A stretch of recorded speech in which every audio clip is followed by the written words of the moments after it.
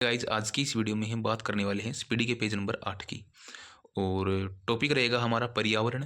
Page number 8 रहेगा और कोशिश यही रहेगी कि वीडियो को अच्छी से अच्छी बनाई जाए। रिवीजन के पर्पज़ से वीडियो रहेगी। नोट्स वगैरह कुछ नहीं बनानी है आपको, ओनली वीडियो को देखना और सुनना है ध्यान से। काफ़ी चीज़ें याद होगी, काफ़ी चीज़ें कवर होंगी और कंटिन्यू वीडियो डालने की कोशिश रहेगी काफ़ी। तो चलिए स्टार्ट करते हैं वीडियो को बिना किसी देरी के। पृथ्वी पर पाए जाने वाले भूमि, जल, वायु, पेड़ पौधे एवं जीव जंतुओं का समूह जो हमारे चारों ओर है कहलाता है पर्यावरण। क्या कहलाता है? पर्यावरण। प्रथम अंतर्राष्ट्रीय पर्यावरण सम्मेलन हुआ था 5 जून 1972 को। कहाँ पर हुआ था? स्टॉकहोम। स्टॉकहोम में हुआ था 5 जून 1972 को। नेक्स्ट है प्रथम विश्व पर्यावरण दिवस मनाया गया था 1973 को। विश्व पर्यावरण दिवस कब मनाया जाता है? 5 जून को। ओजोन परत के संरक्षण से संबंधित मॉन्ट्रियल सम्मेलन हुआ था 16 सितंबर 1987 को। कब हुआ था? 16 सितंबर 1987 को। विश्व ओजोन संरक्षण दिवस 16 सितंबर को मनाया जाता है। मॉन्ट्रियल है क्या है? मॉन्ट्रियल कनाडा का एक शहर है। ओजोन की मात्रा में कमी का मुख्य कारण है क्लोरोफ्लोरोकार्बन CFC। ओजोन परत को नष्ट करता है, CFC करता है ओजोन परत को नष्ट। प्रथम पृथ्वी सम्मेलन आयोजित हुआ था 1992 में ब्राजील के रियो डी जेनेरियो में हुआ था प्रथम पृथ्वी सम्मेलन 1992 में। अगला जो हमारा है पृथ्वी दिवस मनाया जाता है 22 अप्रैल को। क्योटो जापान का एक शहर है, सम्मेलन हुआ था 1997 में। क्योटो प्रोटोकॉल प्रभावित हुआ कब? 2005 में। क्योटो सम्मेलन संबंधित है वातावरण में कार्बन डाइऑक्साइड उत्सर्जन में वृद्धि से। क्योटो सम्मेलन संबंधित किससे है? वातावरण में कार्बन डाइऑक्साइड उत्सर्जन से संबंधित है। उत्सर्जन जो वृद्धि हो रही है उससे संबंधित है। विश्व का गर्म होना या पृथ्वी की औसत तापमान बढ़ना क्या कहलाता है? ग्लोबल वार्मिंग कहलाता है। पृथ्वी का औसत तापमान है 14 डिग्री सेल्सियस। ग्लोबल वार्मिंग को प्रभावित करने वाला मुख्य कारक है कौन है? Carbon dioxide. वायुमंडल की वार्षिक तापमान वृद्धि कहलाता है हरित गृह प्रभाव, green house effect. Green house gas है जलवाष्प, carbon dioxide, methane, nitrous oxide. जो ग्रीन हाउस जो गैसें हैं कौन सी हैं? जलवाष्प, carbon dioxide, methane, nitrous oxide, ये गैसें हैं। हरित गृह प्रभाव हेतु सर्वाधिक उत्तरदायी गैस कौन सी है? CO2, carbon dioxide. ठीक है। सर्वप्रथम ग्रीन हाउस जो गैसों की संकल्पना की थी किसने की थी? जोसेफ फोरियर ने 1824 में। पर्यावरण एवं वन मंत्रालय का गठन 1985 में। भारत सरकार ने पर्यावरण संरक्षण अधिनियम लागू किया था 1986 में। विश्व पर्यावरण संरक्षण दिवस मनाया जाता है 26 नवंबर को। पर्यावरण संरक्षण के लिए काम करने वाली अंतर्राष्ट्रीय एजेंसी है ग्रीन पीस। ग्रीन पीस जो है कहाँ पे है? एम्स्टर्डम में। राष्ट्रीय पर्यावरण अनुसंधान केंद्र कहाँ पर है? नागपुर में। राष्ट्रीय वन नीति लाया गया 1900। राष्ट्रीय वन नीति कब लाई गई थी? 1988 में। राष्ट्रीय जल नीति की घोषणा हुई थी 2002 में। राष्ट्रीय पर्यावरण नीति की घोषणा 2004 में। राष्ट्रीय हरित प्राधिकरण की स्थापना हुई थी 2010 में। विश्व नम भूमि दिवस 2 फरवरी को। विश्व वन दिवस 21 मार्च को।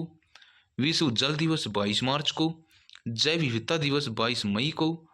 रेड डाटा बुक से संबंधित विलुप्त संकट विलुप्त जो जीव हैं या जो संकटग्रस्त जो जीव हैं उनसे संबंधित है। कौन सी? Red data book. तो इसमें कुछ 2 क्वेश्चन हमारे शायद मिस हो गए हैं। एक तो IUCN का मुख्यालय है ग्लैंड स्विट्जरलैंड में। और जैव विविधता संरक्षण अधिनियम कब पारित हुआ था 2002 में। अब बात कर लेते हैं हम पारिस्थितिकी के बारे में, इकोसिस्टम के बारे में हम बात कर लेते हैं। तो पहला क्वेश्चन रहेगा हमारा, जीवधारियों तथा उनके वातावरण के पारिस्थितिकी संबंधों का अध्ययन क्या कहलाता है? इकोलॉजी यानी कि पारिस्थितिकी कहलाता है। इकोलॉजी शब्द का प्रथम प्रयोग रिएक्टर ने 1865 में, अर्नेस्ट हेक्ल ने 1869 में किया था। इकोलॉजी शब्द का पहली बार प्रयोग किया था रिएक्टर ने कब? 1865 में। और अर्नेस्ट हेक्ल ने 1869 में। सर्वाधिक स्थायी पारिस्थितिकी है कहाँ पर? महासागरों में। रचना एवं कार्य की दृष्टि से विभिन्न जीवों और वातावरण की मिलीजुली इकाई क्या कहलाती है? पारिस्थितिकी तंत्र, इकोसिस्टम। पारिस्थितिकी तंत्र या पारितंत्र शब्द का प्रथम प्रयोग किया MG टाउंसले ने 1935 में। पारिस्थितिकी में ऊर्जा का स्रोत है सूर्य। पर्यावरण की कार्यात्मक इकाई है पारितंत्र, पर्यावरण की जो कार्यात्मक इकाई क्या है, पारितंत्र है। पारिस्थितिकी तंत्र दो घटकों का बना होता है, जैविक घटक एवं अजैविक घटक। जैविक घटक को तीन भागों में बांटा गया है, उत्पादक, उपभोक्ता और अपघटक। उत्पादक द्वारा उत्पादित खाद्य पदार्थों का उपयोग करने वाले घटक क्या कहलाते हैं, उपभोक्ता कहलाते हैं। उपभोक्ता तीन प्रकार के होते हैं, प्राथमिक, द्वितीय और तृतीय। वे जीव जो हरे पौधों को खाते हैं क्या कहलाते हैं, प्राथमिक उपभोक्ता, बकरी, गाय, भैंस इत्यादि। प्राथमिक उपभोक्ताओं को भोजन के रूप में प्रयुक्त करने वाले जीव क्या कहलाते हैं, द्वितीय उपभोक्ता, जिसमें जो आते हैं वो भेड़, बकरियां या लोमड़ी वगैरह आती हैं इसमें। तृतीय उपभोक्ता को भोजन के रूप में इस्तेमाल करने वाले जीव क्या कहलाते हैं, वो कहलाते हैं तृतीय उपभोक्ता, जिसमें बाघ, शेर, चीता। इनको एक बार रिपीट कर लेना, याद हो जाएंगे। अजैविक घटक को दो भागों में विभाजित किया गया है। जो अजैविक घटक है ना, उनको दो भागों में बांटा गया है, कार्बनिक और अकार्बनिक। कार्बनिक अजैविक घटक है कार्बोहाइड्रेट, प्रोटीन और वसा। कार्बनिक अजैविक घटक कौन से हैं, कार्बोहाइड्रेट, प्रोटीन, वसा। अकार्बनिक अजैविक घटक है मृदा, जल, वायु और खनिज। अपघटक क्या होते हैं, कवक एवं जीवाणु। अपघटक क्या होते हैं, कवक एवं जीवाणु। सफाई कर्मचारी कहलाते हैं अपघटक। एक जीव द्वारा दूसरे को खाए जाने पर पोषक तत्वों एवं ऊर्जा का रूपांतरण कहलाता है खाद्य श्रृंखला।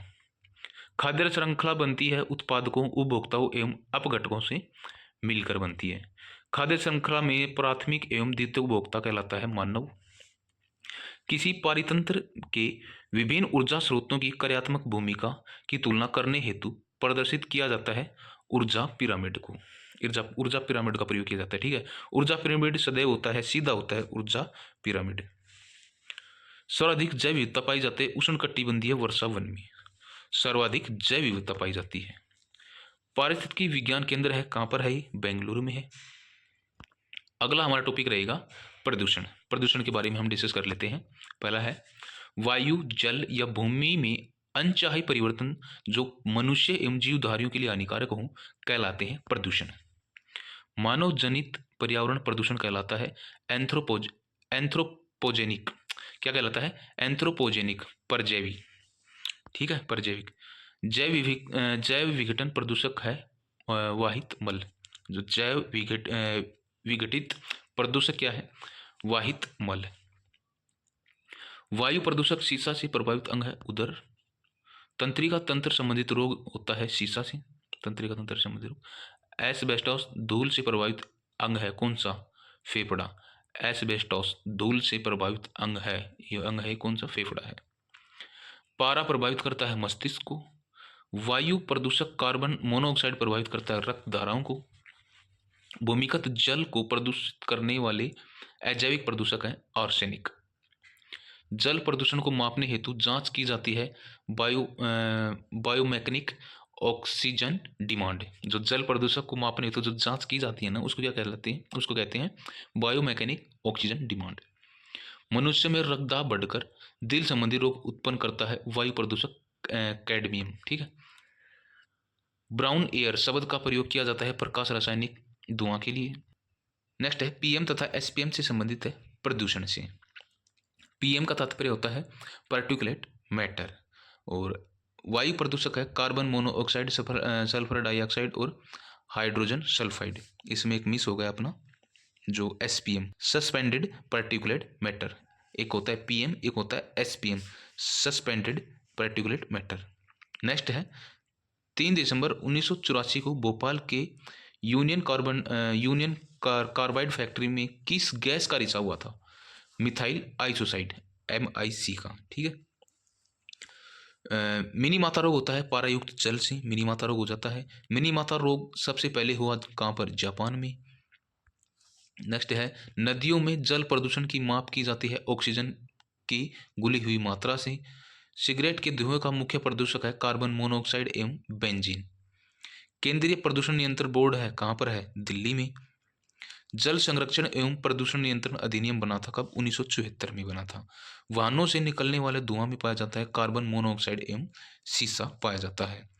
कारखानों से निकलने वाली धुआं में मुख्य रूप से क्या पाया जाता है, कार्बन डाइऑक्साइड पाई जाती है। अम्ल वर्षा मिश्रण है सल्फर डाइऑक्साइड का। जो अम्ल वर्षा जो मिश्रण है किसकी है, सल्फर डाइऑक्साइड, जिसमें SO2 एवं नाइट्रोजन ऑक्साइड NO का ये मिश्रण है किसका, SO2 एवं नाइट्रस ऑक्साइड का। इसमें नेक्स्ट क्वेश्चन है, इसमें मिक्सअप हो गया है। अम्ल वर्षा के रूप में पृथ्वी पर गिरते हैं, क्या गिरते हैं, सल्फर अम्ल तथा नाइट्रिक अम्ल।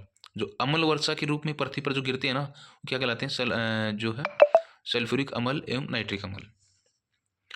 DDT होता है अजैविक अपघटनीय प्रदूषक। DDT क्या होता है, अजैव अपघटनीय प्रदूषक होता है, ठीक है।